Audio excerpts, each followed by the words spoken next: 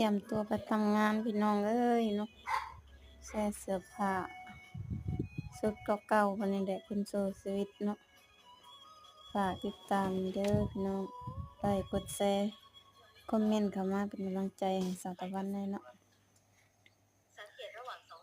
นะคะลีลาการใส่สุดพี่น้องเอ้ยบ่ธรรมดาแล้วค่ะ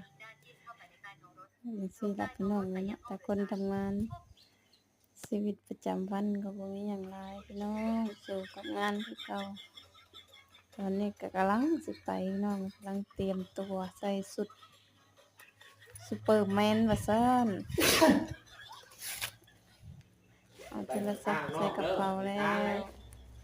บางคนสิคิดว่ากระเป๋าเงินบ่แม่นพี่น้องเอ้ยมีแต่โทรศัพท์เท่านั้นเนาะ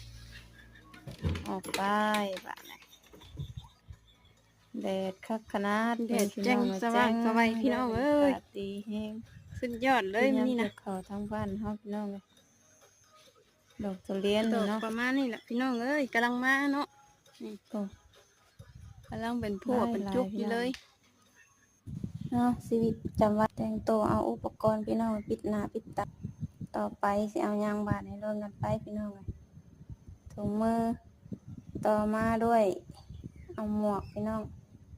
กสิกาเตรียมอุปกรณ์ไปเฮ็ดเวียกเนาะพี่น้องเอาโทรศัพท์มาใส่โทรบางคนสิคิดว่าพายกระเป๋าเงินบ่แม่นพี่น้องเลยเนาะกระเป๋าโทรศัพท์ยันหมู่โทรหาบ่ติดเนาะนี่เฮาก็เปิดประตูออกพี่น้องไปเลาะบรรยากาศดีพี่น้องแดดแจ๊ะแดดแจ้ง แจ้งสว่างสวัยพี่น้องเอ้ย